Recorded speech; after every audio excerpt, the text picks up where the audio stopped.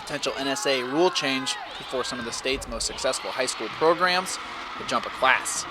Schools will soon be voting on whether or not to pass a success factor in the state of Nebraska. If passed, highly successful programs could be forced to move up a level of NSAA classification. Executive Director of the NSAA, Jim Tenneper, who's been in that spot for 11 out of the last 16 years, has heard grumblings about this issue for some time. This is a situation that is certainly not new. In fact, it goes back a long way. If passed, individual sports programs would need to accumulate 10 success points over a 4-year period in order to jump a class. A championship program would earn 4 points, with the top title contenders also adding points to their total. But there is more. Once a school gets to 10 points, they can lose or gain points for a few other factors, including percentage of students on free or reduced lunch, percentage of students in special education, as well as a school's proximity to a Class A high school. This portion of the legislation has particularly gotten pushback from non-public schools. Doug Goltz, who led Fall City Sacred Heart to 16 combined state football and basketball titles, says while this is better than a previously talked about private school enrollment multiplier, it's still not a good idea.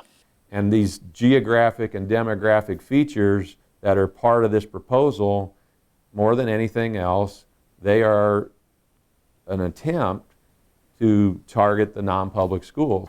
Now, Goltz, alongside Monsignor John Perkington, who oversees 6 Nebraska Catholic high schools, both say they would love to take on more special education kids if they were given more state funding.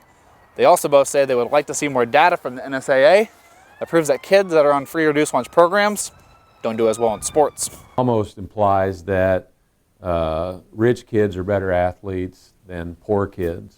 And I'd just like to see the facts that back that up. But Tenneper, who does say the NSAA does not have a stance on this issue, believes non-public schools have a few built-in advantages. To some extent, they can control their enrollment. To some extent, they have advantages that others in their same classification do not enjoy. Plattsmouth AD Sean Brothers says his school is hampered by a more closed, finite population, and so he does not feel as if the playing field is currently level. Big picture, what's best for students in the state?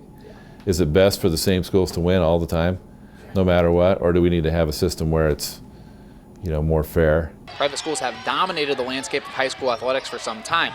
In football, volleyball, and boys and girls basketball, half of the first and second place medals have been given to non-public schools over the last 10 years, but those schools make up just 13% of NSAA schools.